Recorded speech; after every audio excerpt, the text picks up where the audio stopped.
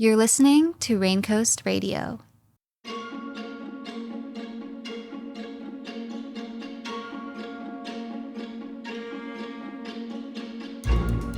Welcome to More Than a Fish, Season 2 of Raincoast Radio. I'm Auston Chhor, a salmon habitat biologist at Raincoast and your host for this series of conversations about the connections between salmon, people, and place. Today's guest is Murray Ned. Murray is a member of the Sumas First Nation and executive director of the Lower Fraser Fisheries Alliance, which we'll be referring to as LFFA. The Lower Fraser Fisheries Alliance is an Indigenous technical organization that works to advance the collective fisheries interests of Lower Fraser First Nations.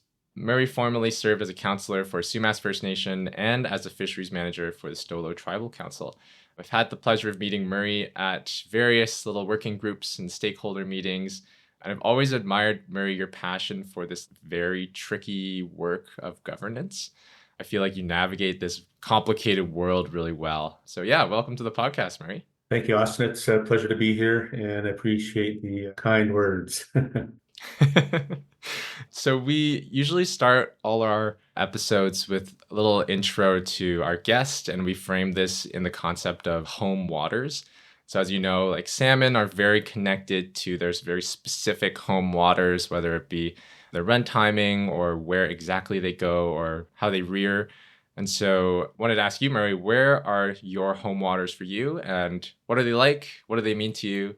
Yeah, it's a great question, and hopefully I don't go on too much of a tangent, but home waters can be a lot of things to individuals, in particular First Nations. So I'm Sumas, so I'm from Sumas First Nation. My ancestral name is Washington, so it's attached to the land, it's attached to the water. But Sumas is part of the larger group of Stalo Nation, Stalo communities. So there's 24 nations altogether. And then if we look beyond that, we're also Coast Salish. So we're part of, I think it's 56 tribes and nations in the Pacific Northwest. And so when we think about home waters, that's pretty extensive considering it's transboundary with the US and Canada, right? Specifically at home, I mean, we used to have the Sumas huts of the lake. So that's got a tie to myself and our family and our ancestors for sure. And then, of course, the Fraser River, which more commonly known to our nation and to Halkomelem speaking people, the Stalo, is actually the Stalo. We are people of the river, and we've always referred to the Fraser River as the Stalo, the river of all rivers. So, just generally understanding that within our territories in the Lower Fraser, we've got an inherent obligation to look after the resource, the water, plus those that rely on the water, including the salmon.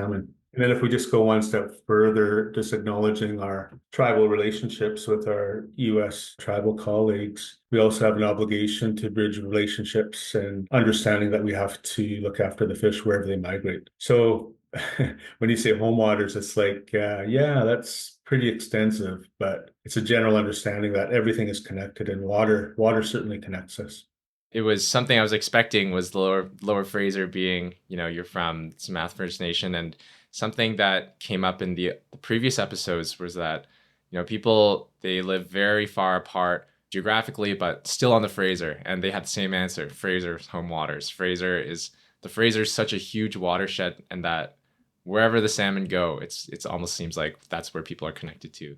Yeah, and I didn't even mention our mid and upper Fraser colleagues and nations that we are associated as well. But again, water connects us all. So we have to be cognizant of the fact of the fish and where they migrate. And we all have inherent rights and obligations to those fish. Some of them are in our backyard or our back natal streams and so on, and some of them are passing stocks. So again, we have to be aware and we have to be respectful for wherever those fish migrate, including to the middle and upper Fraser. So that connects us. And for the longest of time, I think we've been disconnected due to colonialism and impositions with the Fisheries Act and so on. But things are much different today. People are recognizing the need to work closer together, recognizing that there's urgency, with the scarcity of fish. So we really need to work closely together. Yeah, and thinking about your personal connection to salmon, what's one of your earliest memories that you can recall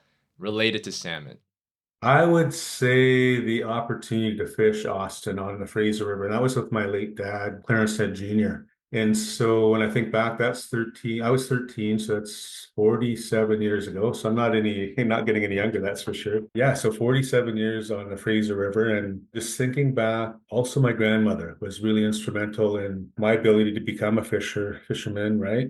And so I would spend quite often the summers with my grandmother, my late dad, and then family down at the Fraser River on the banks of our fishing sites. And so that's what really makes me think of that opportunity and the first thing about fish and water in the Fraser River. And was this connection to fish through fishing, was that kind of a natural progression to where you are today, to working in fisheries management, or was it that kind of straight of a line, or was it a little more bouncy? No, no, absolutely not. And I never thought I'd be working for an organization like the Lower Fraser Fisheries Alliance or being a commissioner for the Pacific Salmon Commission or having colleagues at the provincial scale and working with some amazing people. So, my background, I come from obviously a fisher person, but also my initial work was as a millwright with our own brick manufacturing company. And then eventually I was working with our council at Sumas First Nation and got into management. I was a manager for our own community. And then went to work with Stella Nation at various capacities for about 7 or 8 years. And then this fishing opportunity came along, but I was in between jobs. I was actually enjoying golfing.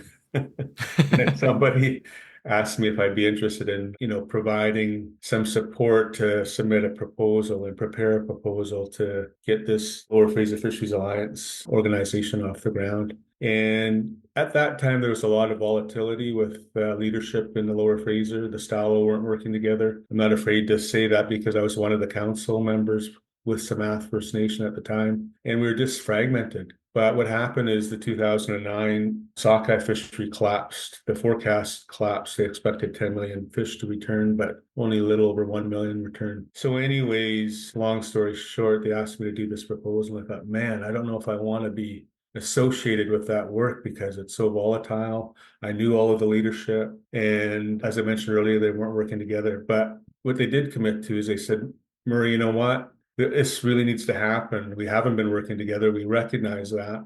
And we just need to be able to convene and talk about fish in a better way forward. And everybody pointed the fingers at DFO at that time, saying, man, you made a forecast and you couldn't commit to that forecast. It was the worst record of return for sockeye that year. And they also had the Cohen Commission inquiry that triggered a $30 million investment. Anyways, I said, okay, I'll do it as long as I can. And in my mind, I was thinking, I'll do it as long as I can and as long as people will commit to what they said, which is leaving their political baggage at the door and just working for fish. And that's what's occurred. It's been an amazing run, and I'm appreciative of that. It wasn't a straight line. It was all over the map.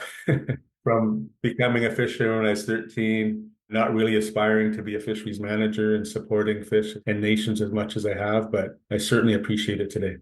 It sounds like something really good came out of something really bad, like that crisis. Absolutely. Yeah, the one thing I've learned through my tenure with the Sumas First Nation Council, 25 years, and just life experiences is crisis really does bring people together. And, it's usually an unfortunate thing. There's usually some grief or some really dramatic things that go on. But in the end, you will get people that you never thought would work together, working together, having the discussions, and usually the hard discussions, right? And people that you wouldn't normally want to sit in on meetings at the same table with. And so, yeah, that was disastrous for the fish, but it was good for people to come together, think about working for the fish. Yeah, and I think that's such a great story to share because I think a lot of people can get really cynical about in times of crisis, people start to fight more. And, that probably does happen, but it's really good to hear that really great things can come out of crisis as well. Yeah, absolutely. I think you get to a point where you think you're fighting over what's left. And really, I think we still are. And so it's just as important. This was 15 years ago when the organization was established and the disaster of 2009. And since then, we've had at least two more instances where the returns were less. I think the worst was a little less than 300,000 for sockeye. So we're not out of the woods yet. We still have more work to do, and it's even more imperative that we connect people. The way I look at it is we do have a salmon problem. We have resource and environment problem, but I think our biggest problem is humans, people, and not willing to work together at various scales, whether it's at the community scale or the government scale, right? And so we've got to connect each other to make sure we do the right thing. Yeah, and in your opinion, what's a good venue for or framework for getting these people together? Like I know when I was at the PSF conference, you brought up this idea of the Lower Fraser Center for Collaboration and Cooperation, and you had this really great video with these amazing visuals. Could you tell me a little more about that concept? Well, I'll speak a little bit about the thought behind the concept first. And as I mentioned earlier, I think there's a lot of fragmentation. There's a lot of redundancy in the work that we do, and I'm going to include the nations, I'm going to include stakeholders, I'm going to include government, even industry for that matter. We have to find a better way forward with industry. And the reality is, I think we all have good intentions. I think there's reasonable amount of resourcing around, whether it's through government or NGOs or other, to do good work, but we just can't seem to find good alignment. And so the one thing I've recognized is that for the organization to proceed in a good way that helps support fish, we need to connect each other, as I mentioned earlier. So in our Halkomelem language, we say "Letsamot," one heart, one mind, and that's kind of the reference to understanding that everything is connected, and we need to work from that principle and that perspective. And again, getting back to where the fish migrate, we have to have those connections up and down the Fraser River, and matter of fact, right up to Alaska, where many of the salmon migrate to. And so the Center for Collaboration and Cooperation is really about that principle. It's about bringing that principle and idea to the Lower Fraser, because there's just a myriad of governing and jurisdictional structures there that are disconnected in my view. And so how do we put that all together in a way that people can actually begin to understand what the Lower Fraser looks like, what it means to salmon, what it means to people, and how we can best connect and have good return on investment with the, probably small resources that are available. So instead of running into each other if we're doing stewardship or conservation kinds of activities in the territories, we can talk about it beforehand, plan well in advance, maybe even have a long-term strategic plan together that works for the fish and the people. So it's aspirational in nature, Austin, but I think the reality is we need to have something like that in the Lower Fraser. And I think the time is right for nations to be pushing that envelope. Government is busy, man, and they work in silos. They've got ministries set up in silos. That's not to say they don't connect once in a while, but man, if you talk about fish as one example or water as one example, it runs across a fair amount of those provincial or federal ministries. But then sometimes it stops, and then you see the disconnect, and there's no opportunity for our leadership to be able to have a holistic conversation about fish and water. Just for listeners, this is an idea for a physical building in somewhere in the Lower Fraser where you can bring together people from all different backgrounds, from different jurisdictions under one roof, talk it out, that sort of thing. A couple of things. So you can have a physical building and a venue to do that work, but you also need a governance and management model. So there's a couple of things that need to align there. There's a former management model, I guess, if you will, you can call it that, the Fraser River Estuary Management Planning Model that was, I think, the early 80s or mid 80s, and it ran its course, but it ran out of political will and resourcing.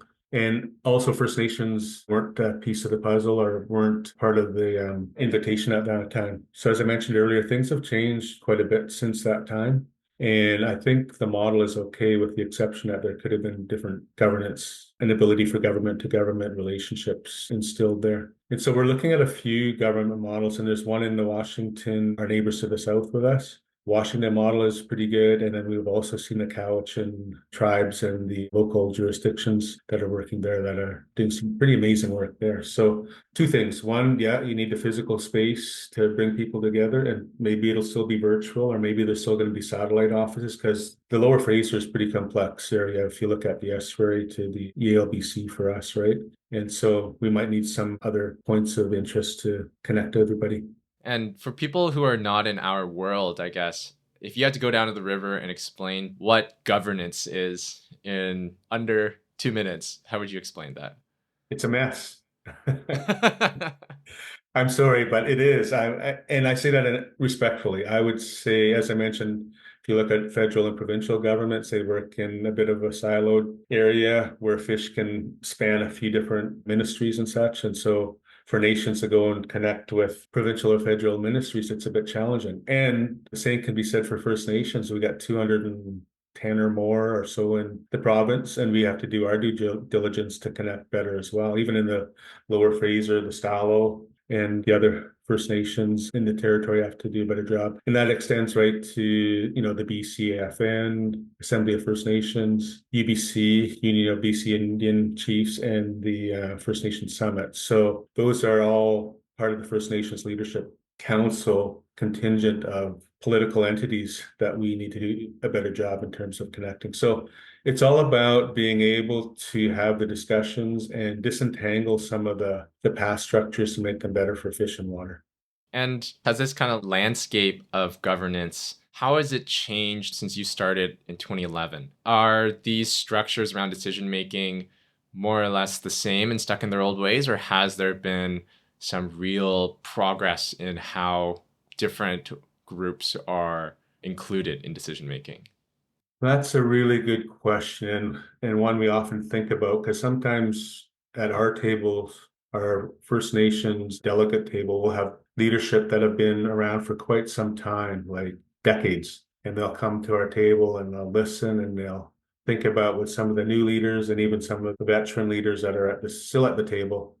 And some of those people will say, man, nothing's changed. You guys are still fighting over the same thing. Same concepts are happening. But no, it's much different. I would say even in my political days, would have been early 90s, 1990s. That was a different time of engagement between federal agencies and First Nations. Lots of fist pounding, lots of swearing, lots of in your face confrontation. It was pretty challenging at times for me to understand, but that's the way they did business, right? And today it's more about talking through things. It's maybe too polite at times. Maybe you still need some fist pounding to drive your point across, right? Back in the day, there used to be direct action. Our nations, some of whom have blockaded roads, have blockaded railways. And why? Because they couldn't get the federal minister of fisheries to come out and talk to them about a really important situation with the fish, right? So sometimes you need that level of confrontation to get people's attention and federal government's attention. And today it's much different. I would say it's more congenial. Again, some of our leaders who have been around for a while say maybe you need to change it up because it's too congenial. So I would say things have changed substantially in the form of how we engage. In terms of advancing First Nations fisheries rights, things have not changed much in Lower Fraser. And I think that's the key thing behind UNDRIP, the Declaration on the Rights of Indigenous People, and DRIPA and UNDA. It provides an avenue or an opportunity for government-to-government working relationships, but still holding a space for, the likes of stakeholders and NGOs, industry, and so on. Yeah, and one thing I've heard about this decision-making environment that we live in, higher levels of government aren't as maybe tuned in to what's happening on the ground. And is this something that you think as well, that we need more decision makers who are boots in the water, hands on the fish, and less in the office and that sort of thing? Like, is this something you're feeling as well? Yeah, I think that's one thing I've recognized, Austin, when you're talking about what happens in the Pacific region with the Department of Fisheries and Oceans and the Regional Director General responsible for the Pacific region. So we've got integrated fisheries management plans that are reviewed, I guess, supposedly negotiated every year. The ultimate authority is with the fisheries minister from Ottawa. But for the nations, we kind of have a disconnect with Ottawa today. So our relationship is mostly with the Pacific region. And if we come up with issues or we see opportunities, the nations can on occasion go back to Ottawa and engage with the minister. But the reality is you're only going to get a half hour of airtime if you're lucky, right? So all that travel and resource to get to Ottawa and back might not be a good investment. But here's the real kicker behind the whole thing is even if we had a challenge or an issue that needed to make it to national headquarters, it's usually resource management or upper level senior management at Pacific Region that are going to be responding to you on behalf of the minister. So really you're dealing with the same people. And that in itself is a real challenge, because if you can imagine how fisheries planning occurs in the Lower Fraser with the 30 First Nations that we serve, it's often those leadership engaging with resource managers, planning, negotiating opportunities on the Fraser River to fish for sustenance and maybe economy once in a while. But why aren't we dealing with decision makers? Why aren't chiefs and councils dealing directly with the RDG or ministers? Because we still have this disparity in decision making. There's no government to government recognition yet. UNDRIP hasn't been fully implemented. And so we need to get to that level of parity where we have leadership, chiefs speaking with the minister directly, negotiating with the minister directly, planning with the minister directly, and that's not occurring today. Yeah, so I want to pivot away from governance and towards the fish themselves. Something that I've had to learn a lot since moving out I'm originally from Ontario. I don't have that much of a connection to salmon. Started working with salmon for, maybe 3-4 years now. And I've learned a lot about how the differences in the connection that I have or someone like me has with salmon and the fish versus the connection that an Indigenous person, someone like you, has. And not just seeing fish as this conservation, this kind of ecological piece of the puzzle, but more as you were saying, sustenance, culture, identity. So I wanted to ask you about this connection and why it's so important, not just that salmon exist, but our food that are able to be harvested, that you're able to get on the water to fish for them and bring them home. Yeah, why are they so important? So I want to go back to your connection with salmon and where you come from, and then share a little bit about myself and where I come from. Because when I was 13, I literally did not know really who my nation was or that I was Stalo, but it was pretty cool to be on the water fishing with my dad, right? Even my late grandfather, my dad would always talk about the experiences he had with Clarence Ned Sr. And so the one thing that comes to mind is that break in history and connectivity. For the most part, I would say I'm from a colonial background because I didn't know who my extended family were, where I came from specifically, whether it was Samath and or Stalo. And so it's taken me a good, I would say 3 or 4 decades from that time to fully understand where I come from and why I do what I do in terms of participate in the fishery. It's been a bit of a journey for sure. We come from an oral background, an oral history. And I didn't always have grandfathers or grandparents or elders or aunties, explaining that or telling me in my own language, right? Because our language and the English language don't always connect. It's hard to translate one from the other, and it becomes a bit foreign at times. So that's just a little bit about my background, and then the connectivity to fish and the importance. And I didn't really, again, know the importance of fish as, Murray at 13, kind of just fishing. And I'm not afraid to say that my grandmother, my late grandmother, Edna Ned, wasn't afraid to sell fish to be able to, provide fuel into her vehicle and to the boat and so on, and the investment into boats. So I think that's always been part of who we have been in the past as well, as we've always had an economy before the settlers and the colonial folks showed up. And it was prohibited probably after the Hudson Bay Company and commercialization of the fishery in the past. So they started to prohibit the First Nations after they learned some of our ways on how to access fish. But yeah, so that's aside from economy, being able to feed yourself, feed family, have ceremonies. Man, they asked, the DFO and others have asked us to define our ceremonial fisheries and why we would have fisheries for ceremonies specifically. But in some cases, they could be every other weekend because you're having birthdays, right? My boys are both April 14th and 21st. So those are 2 weekends that are really important, as well as my wife and my own birthdays. Those would be like every weekend, having family over. And that would be a ceremony, having fish, open fire, barbecue, people gathering, sharing stories, and a lot of love and laughter for sure. And then, of course, there's the first salmon ceremony. And literally, I've had to learn what that is about. I've had to learn the culture behind it. And We have cultural experts that are able to perform those functions because not everybody's able to do that. And we were never designed in the past to be fishers, harvesters, gatherers, cultural experts, warriors. We are trained for certain things as young, youthful people, right? So we didn't have to do everything all of the time. We could share that load across the community. But anyways, that's a bit of an extensive explanation of the importance of fish to us. Do you have a favorite preparation of salmon? Chinook, Red Spring, over open fire.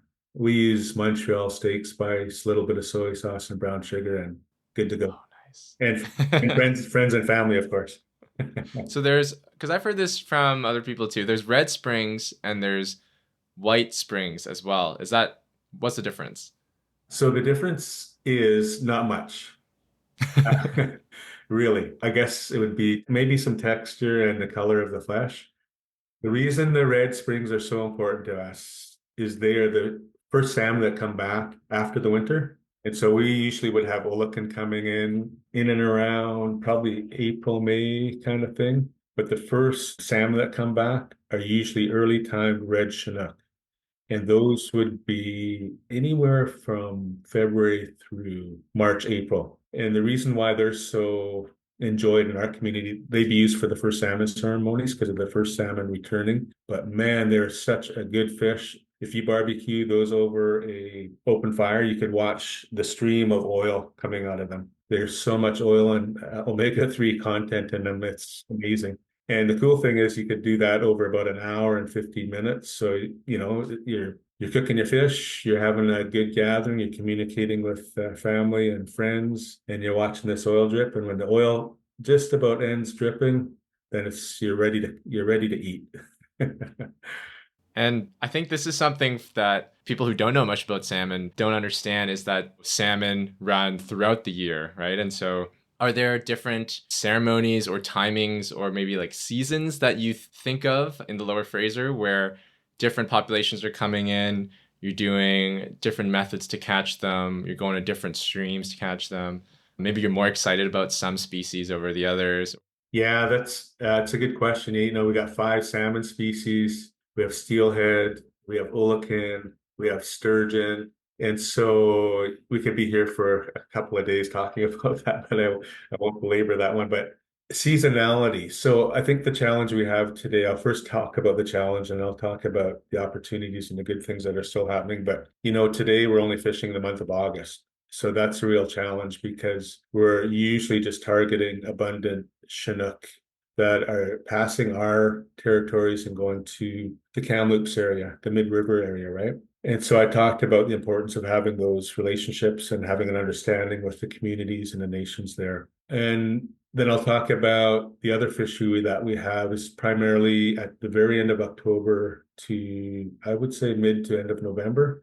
And we're fishing chum salmon. And chum are primarily good for smoking. They're okay baked too, but they're really good for smoking. And so those are only 2 out of the 5 salmon species that we're accessing now. And on occasion, this is a year when we do have some sockeye access because the fish have become abundant enough to do so. But usually it's only 1 out of 4 years because of the scarcity, because of some of the fish coming close to extirpation. So we need to be able to conserve those and ensure that we don't tap into those fish when they're passing our territories. Pink salmon are still plentiful as well. And coho, we have not had direct access to probably in about 2 or 3 decades. And so when you're talking about seasons, yeah, man, our seasons are really short now. Like the month of August, usually just weekends, the month of end of October, beginning of November, and again, maybe just a few weekends worth to get our chum. So what's happening, Austin, is we're missing out on about 10 other months of fishing, right?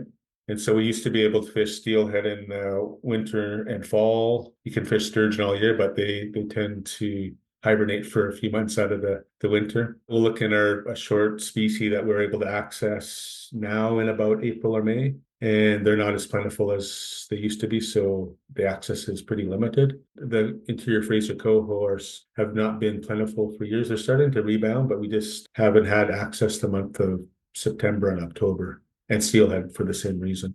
And how has this declining access affected how your community relates to salmon. And I want to ask specifically about younger people because, you grew up fishing, you're 13 years old, you had that connection. Do you see this impacting the youth in the community, that there's less access to salmon? Absolutely huge impact. So if I, reflect back to when I was 13, we could fish every weekend. It was Thursday 6 p.m. to Sunday 6 p.m. The licensing by DFO, Department of Fisheries and Oceans, came out at the beginning of every year, and they said, go fish. There's plenty of fish. There was commercial fisheries as well. Area E was fishing. There was lots of recreational fishing going on. So everybody was getting a piece of the pie, of course. In 1990, the Sparrow decision by the Supreme Court of Canada upheld Indigenous peoples' ancestral right to fish. In Canada, the existing right for Indigenous peoples to fish for food, social, and ceremonial purposes, FSC, is protected under Section 35 of the Constitution. FSC licenses are issued to First Nations by Fisheries and Oceans Canada through a consultation and co-development process. When I think about 3 days a week, all year, it's not like it is today where you have to make sure your boat, your equipment, your nets, your gear are in pretty much perfect condition, ready to go. Because if you miss out on one weekend, that's pretty costly for the year, right? We're talking about feeding yourselves, family, friends, but also community wherever you can. You share when you can, right? And so, back in the day, 13 and older, we could pace ourselves. We didn't have to go out every weekend or every day of the weekend. We could maybe fish 1 or 2 days and have an enjoyable day at home. Or if we really needed to put fish away or people were asking for it, we would stay out and keep our nets in the water, right? And we had access to all of the fish all year. And, some of it is not just about fishing for food, but it's also something I recognize after is it's peace of mind. It's spiritual just to be out on the water, to be able to be with your dad or your family and friends, to be able to conduct a fishery, right? And I'm sure the same can be said for the commercial and recreational sector because they feel like that's a piece of who they are and it's a peace of mind to be out there. So that's talking about yesteryears, the fact that they were pretty good. And if we fast forward to where we're at today, man, it's like it's a bit of a frenzy to make sure we're connected with all of our gear ready to go, as I mentioned earlier. But now we're fishing only, when I did the math a couple of years ago, we were fishing about 15 to 20 days a year. So maybe 1.5 times a month, right?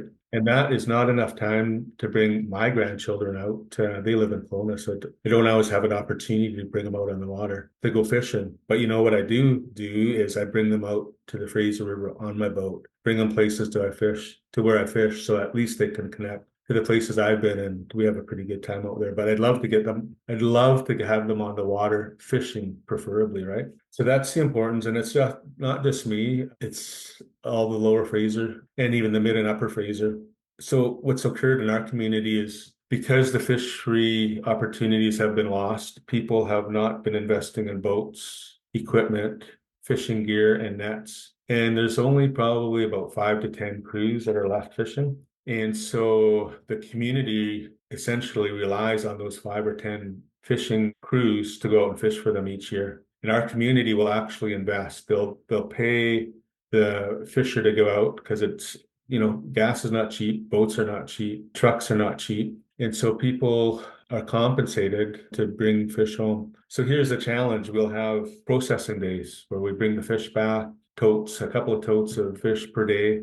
And we'll have this beautiful gathering. We'll have all the matriarchs, the women come out. They have their canning jars ready. They have vacuum pack sealers ready to go, and they'll just work for 2 days straight to get all these fish processed. And that sounds like a pretty amazing day, and it is.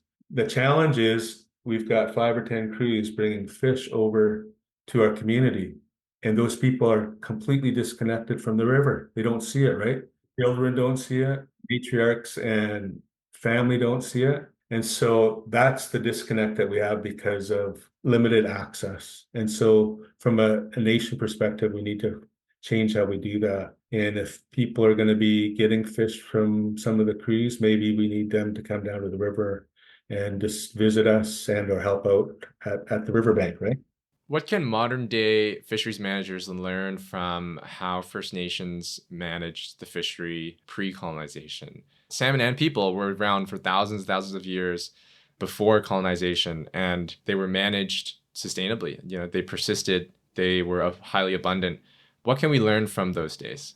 Well, I guess your question specifically to educating managers, DFO or the province, right? And firstly, there has to be a political will. I mean, everything today is based on scientific Western science, and there's some uptake on Indigenous knowledge and what people have been learning for millennia, right? And being handed down from generation to generation. So that speaks to your question about that. Here's the other thing. The nation's been oppressed for years through the Indian Act, through the Fisheries Act, residential schools, and so on. And now, for the longest time, the nations haven't been interested in sharing knowledge because at times it'll be used against them, right? So you share it, give it to government, and government says, oh, this is how you do things. Okay, well, then you only need so much time and space and allocation to catch your fish. And then slowly that gets minimized, right? And all of a sudden that information is getting utilized against you. And you thought you're being in friendly waters or territory to share that, but in actuality, not so much, right? And so, where we're at today, we almost at a place where we have nothing left to lose, and we need to share that knowledge with or without, the province or the feds coming alongside as partners. And in some cases, when there's unwillingness to understand us, the nations will utilize direct action, or they'll utilize media where they need to help support their cause. So yeah, it's a good question. Yeah, and I want to bring up a report that you were an author on, kind of on the same vein here with a couple of Raincoast colleagues. So in 2021, there was that huge flood in Lower Fraser. Abbotsford just got completely flooded out, and everyone was talking about Sumas Prairie, the flooding of Sumas Prairie. And you mentioned earlier Samathatsa. Could you tell me what that is and how it relates to the flooding? Flooding and fish. Flooding and fish, yeah. Yeah, Sumas Khatsa. So Khatsa is lake in our Halkomelem language, and I pronounce it as best as I can. I don't speak fluent Halkomelem, and I will try though. I'll do my best whenever I can. And that goes back to 1924, so I'll try and keep it relatively short in terms of history response. But in 1924, the Khatsa was drained in our territory. It was approximately 36,000 acres in lake, but it was shallow. And so it quite often was used for the Fraser River freshet. It kind of allowed the river to come in, Fraser River, and have that availability for freshet and flooding area. For the nation itself, it was really our breadbasket. It had all 5 salmon species in it. It had other resources like elk. Of course, there would have been predators like wolves. It was an amazing ecosystem back then that provided for our community. And not only our own community, but we would share the resource as well. We have the Nooksack tribe to the south of us, who's our family. And then many of the Stalo communities used to congregate at the Khatsa, the lake, to support ourselves and themselves together too, right? If we fast forward, maybe when the colonial settlers got here, they wanted farmland. They wanted to rid the area of the flood, also bugs. There's amazing amount of mosquitoes and bugs that were here.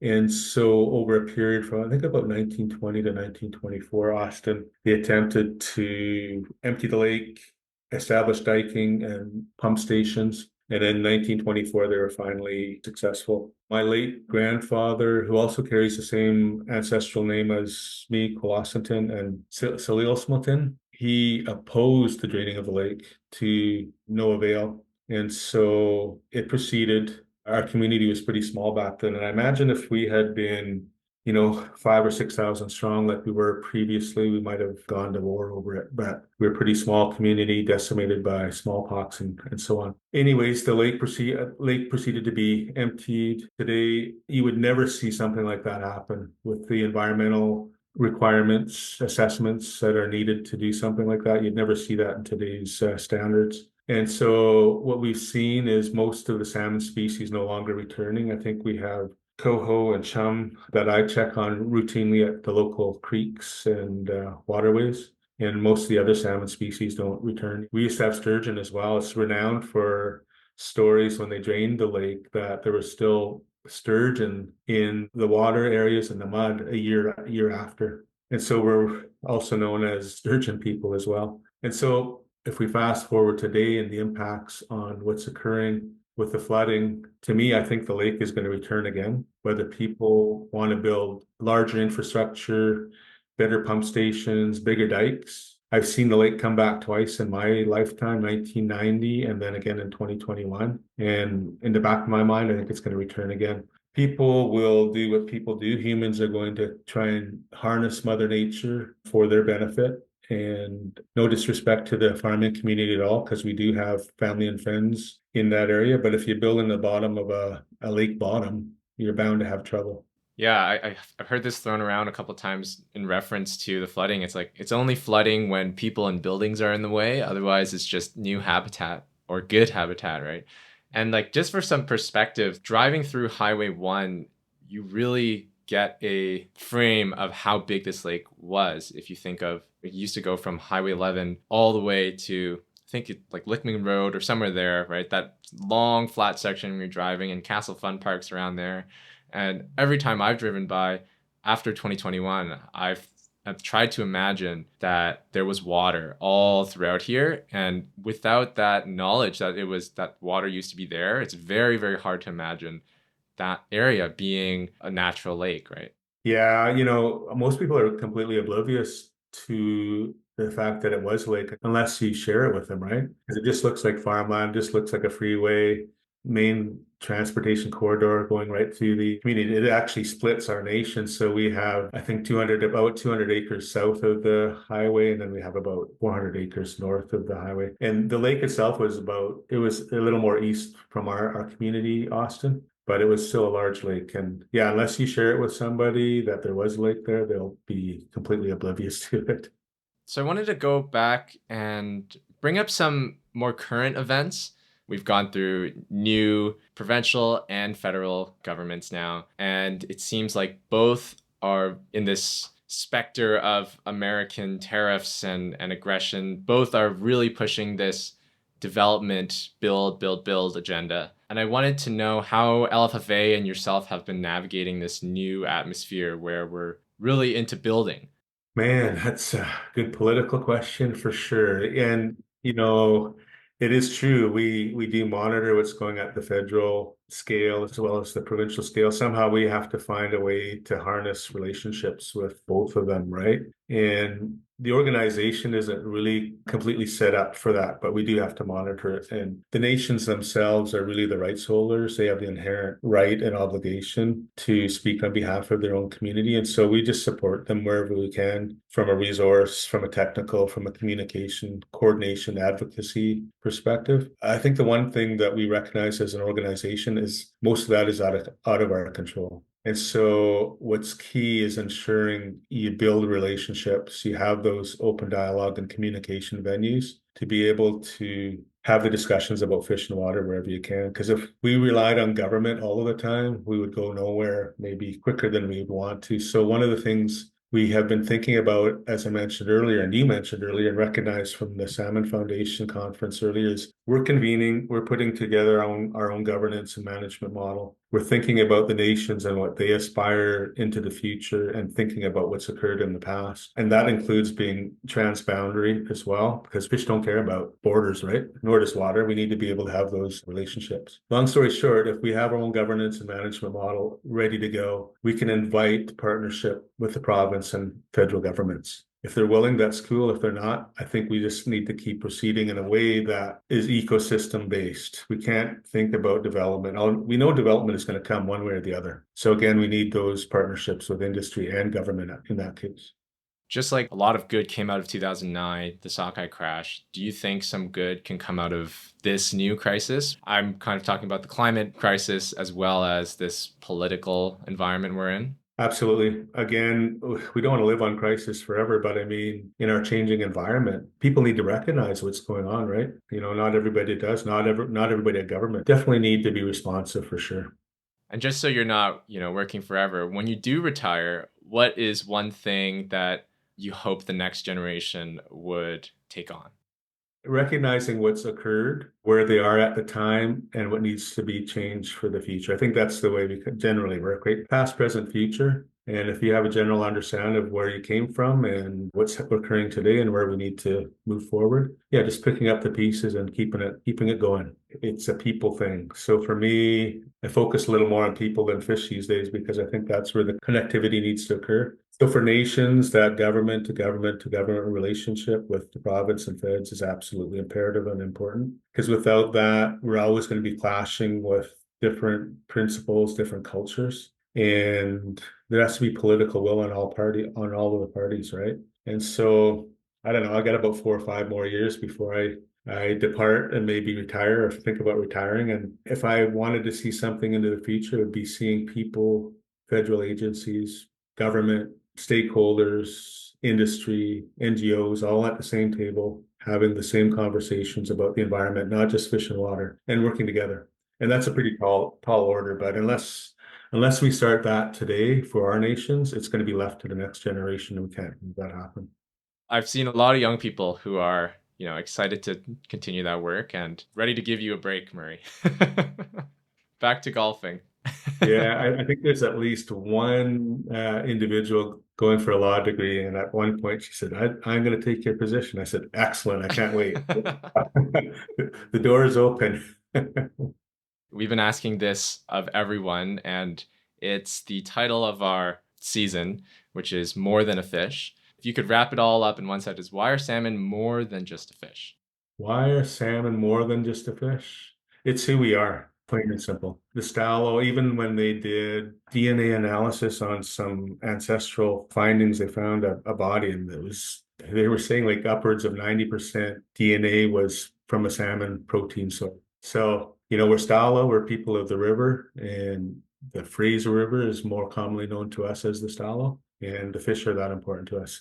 And literally, I think when the fish no longer are here, it'll be the end of us as well. So we can't see that happen on our watch. Well, yeah, that's all I have in terms of questions, Murray. That was really great conversation. It's really insightful to hear all your thoughts. And I've seen you around a lot. I've seen you speak a lot. So it's been really good to finally have a full conversation with you. I just am appreciative, Austin, of this opportunity. I think, as I mentioned earlier, there's a time and place where there was unwillingness to share, right? And more, I think it's an opportunity to do just that, share beyond just what's occurring in the nation and with other nations, but with the general public and governments. So more than anything, it's just an appreciation for this opportunity. So thank you for that. Well, thank you, Murray.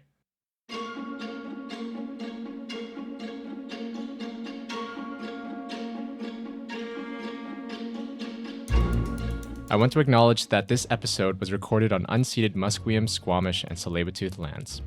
Raincoast Radio is hosted by Auston Chhor and produced by me, Sophia Osborne. This podcast is a production of Raincoast Conservation Foundation, a team of conservationists and scientists empowered by research to protect the lands, waters, and wildlife of coastal British Columbia. Learn more and support our work at raincoast.org.